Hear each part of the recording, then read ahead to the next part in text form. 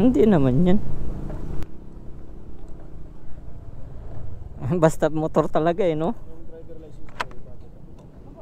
Hindi na, wag na. Nandito sa ano ko.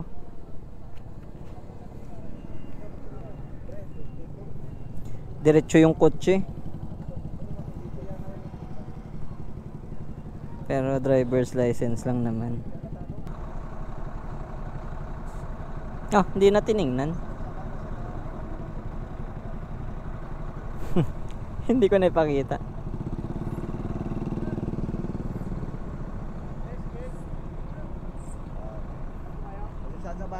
Okay lang po.